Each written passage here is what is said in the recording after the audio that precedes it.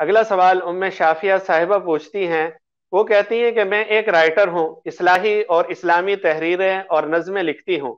میں نے یوٹیوب پر ایک چینل بنایا ہے، کیا وہاں پر میں اپنی آواز میں نظمیں یا تحریریں پڑھ سکتی ہوں؟ پڑھنے سے مراد انہیں گانے کی طرز پر نہیں بلکہ صرف پڑھنا مراد ہے۔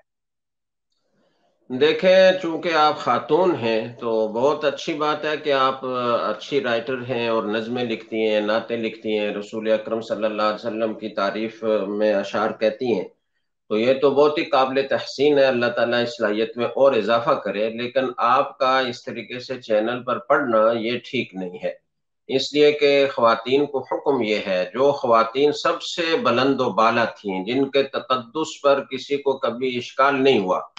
امہات المومنین، رسول اکرم صلی اللہ علیہ وسلم کی بنات، آپ کی ازواج،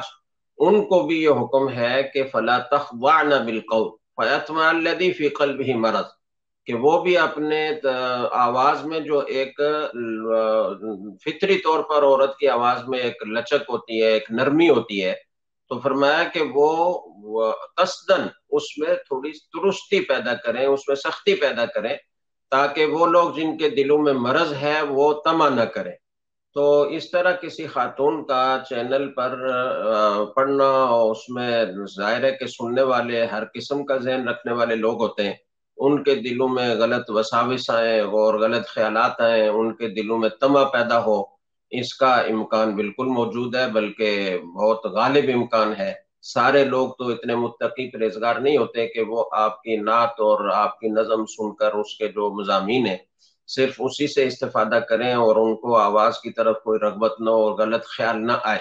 اس لیے آپ اسی پر اکتفا کریں کہ آپ لکھ رہی ہیں تو اللہ سے قبولیت کی دعا مانگیں، اور اپنی آواز میں آپ اس کو نہ پڑھیں، چاہے آپ لے سے نہ پڑھ رہی ہوں، پھر بھی عورت کی آواز میں ایک کشش ہے، اور اس سے لوگوں کے دلوں میں غلط خیالات پیدا ہو سکتے ہیں۔ اسی لیے عورت کو امامت کرنے کی اجازت نہیں ہے۔